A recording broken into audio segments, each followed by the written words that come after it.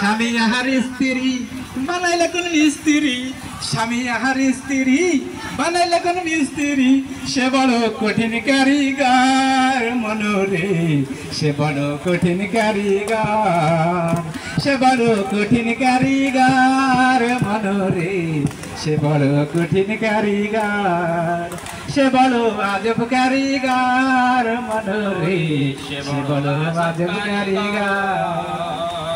এখন মনে হয় সবাই চিনছেন।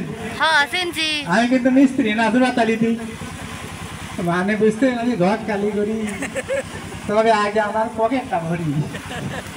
হ্যাঁ যাই না, আজকে আমার একটা কাম মারতে হইল।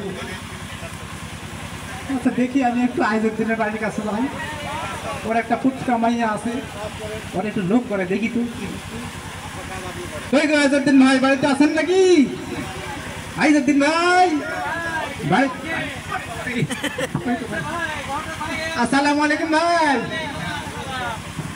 এই অসময়ের মধ্যে কিভাবে কি খবর নিয়ে আসলেন ভাই? যাচ্ছিলাম আপনার বাড়ির পাশ দিয়া। বুঝছি, আপনার মতলব তো খুব ভালো নয়। আপনি ঘটক মানুষ, ভাই, এইদিকে বুঝছেন কার না? কি অবস্থার জন্য এখন আসছে? যুগটা হয়েছে না ডিজিটাল যুগ, ওই ডিজিটাল যুগে একটু খবর আদি নিতে হয়। ওই ইন্টারনেটের মাধ্যমে আমার কাছে অনেক খবর আছে বুঝছেন। জি তো ঘটনা হয়েছে যে আপনার মাইয়া তো বেশ ভালো ইনশাল্লাহ। হ্যাঁ। তো আপনার মাইয়া বিয়া দেবেন নি? না না, আমার মেয়ের বয়স তো কি বলতে 13 বছর, এই ছোট মেয়েকে আমি বিয়ে দেবো না।